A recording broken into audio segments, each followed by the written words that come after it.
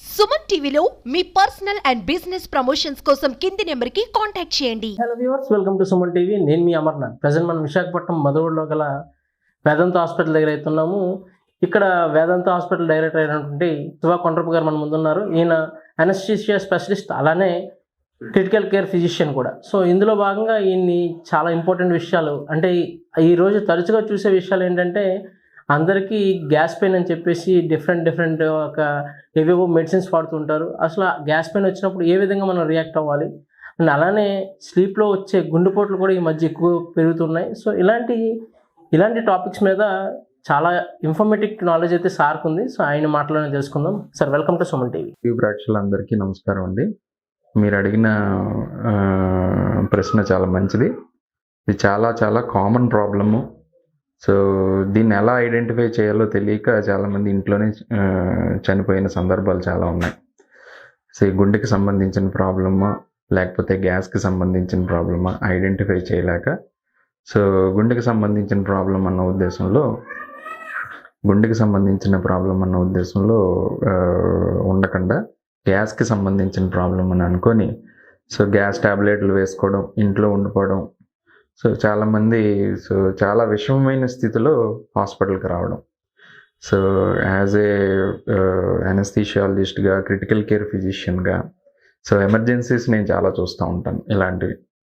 So మన దగ్గరికి వచ్చిన చాలా, ఇప్పుడు 90% ఆఫ్ ద పీపుల్ రైట్ టైంలోనే వస్తారు. 10% ఆఫ్ ద పీపుల్ చాలా చివరి నిమిషంలో వస్తారు. ఆ టైంలో మనం ఏమీ చేయలేని పరిస్థితి ఒకవేళ వచ్చిన. సో దీనికి చాలా సింపుల్ థింగ్ అండి.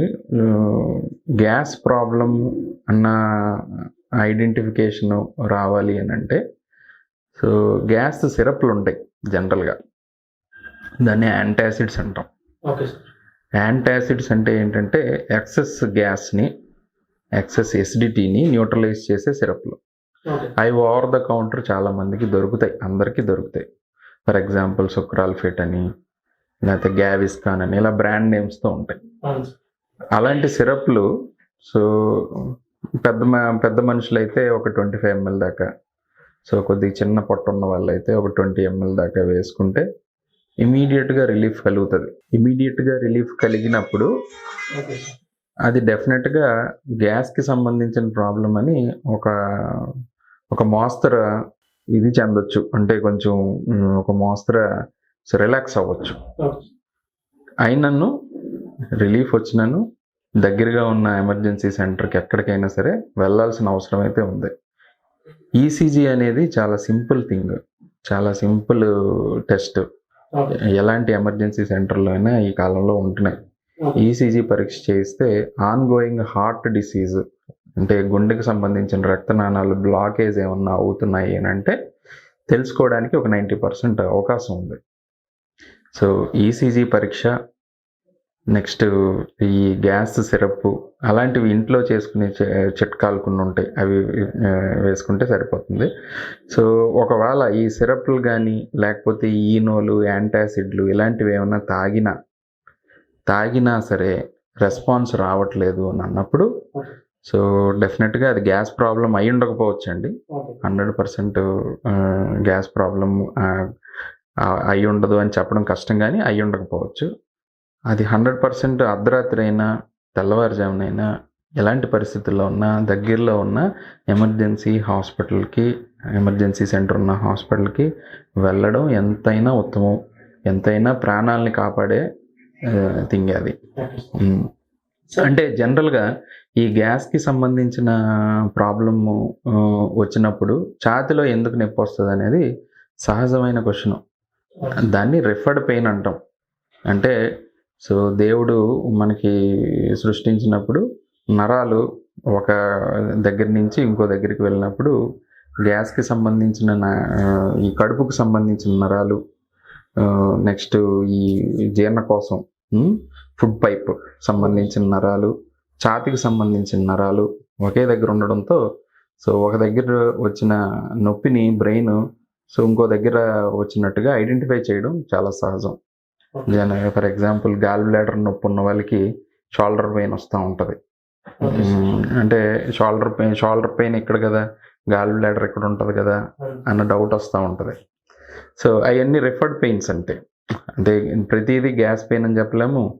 సో గుండెకి సంబంధించిన నిజంగా పెయిన్ వచ్చినప్పుడు సో దాన్ని ఇగ్నోర్ చేయడానికి అవకాశం ఉంటుంది ఈ కామన్ పీపుల్కి తెలియక. సో కామన్ పీపుల్కే కాదు, మెడికల్ పీపుల్కి కూడా ఐడెంటిఫై చేయడం కష్టం ఇలాంటివి. అందు గురించి సో అందరూ తగిన జాగ్రత్తలు తీసుకోవాలండి. సో ప్రస్తుతం సడన్ కార్డియాక్ డెత్స్ చాలా చూస్తున్నాం. సడన్ కార్డియాక్ డెత్స్ చాలా చాలా ఎక్కువైపోయాయి. So whatever might be the reason, so so ఎందుకు అనేది సో అది క్వశ్చన్ మార్క్గానే ఉంది. మోస్ట్లీ బిహేవియరల్, మోస్ట్లీ సో అలవాట్లు, ఆహార అలవాట్లు, స్ట్రెస్, ఇవన్నీ కారణాలు. సో వీటిని ఐడెంటిఫై చేసుకోవడం చాలా ఉత్తమం. సో ఇవి రాకుండా ఉండడం ఎట్లా అనేది కూడా క్వశ్చన్కి వస్తుంది. సో ఈ రాకుండా ఉండడం life style modifications is the only thing to avoid these things.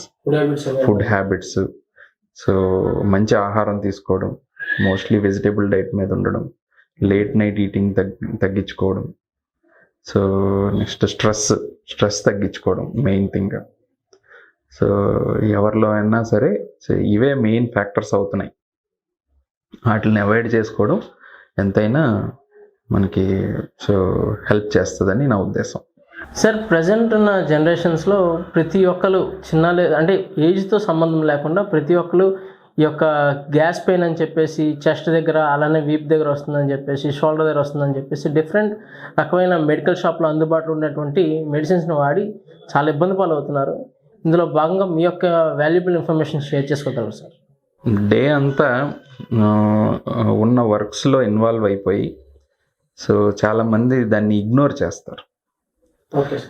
ఇప్పుడు నైట్ అయ్యేసరికి రిలాక్స్ అయ్యే టైంలో దాన్ని పెయిన్గా పెర్సీవ్ చేస్తారు. పెయిన్గా పెర్సీవ్ చేసి అది అప్పుడే వచ్చింది అనుకుంటారు. సో కానీ అది డేలో మినిమమ్ ఒక 4 hours అయినా సరే, 3 to 4 hours ముందు నుంచి అయినా సరే ఈ పెయిన్ రాకుండా ఉండదు. డయాబెటిక్స్ అంటే షుగర్ వ్యాధిగ్రస్తులకి ఏంటంటే ఈ నరాల తాలూకా పొరలు పోవడం, దీనివల్ల పెయిన్ పెర్సీవ్ చేయలేరు సరిగ్గా. సో వాళ్ళలో సైలెంట్ కార్డియాక్ డెత్స్ అంటాం డయాబెటిక్స్లో. ఎందుకంటే పెయిన్ వస్తుంది కానీ వాళ్ళకి తెలియదు. జస్ట్ లైక్ వాళ్ళకి ఫుట్ అల్సర్స్ అవన్నీ వస్తూ ఉంటాయి. కాళ్ళ మీద అల్సర్లు ఇవన్నీ ఎందుకు వస్తాయి డయాబెటిక్స్లో? ఎందుకంటే వాళ్ళకి నరాలు పెర్సీవ్ చేయదు, నొప్పి పెర్సీవ్ చేయదు, దెబ్బ తగిలినా వాళ్ళకి తెలియదు. అలాగా డయాబెటిక్స్లో చాలా కామన్గా జరుగుతూ ఉంటుంది సడన్ కార్డియాక్ డెత్స్ ఇవన్నీ. అది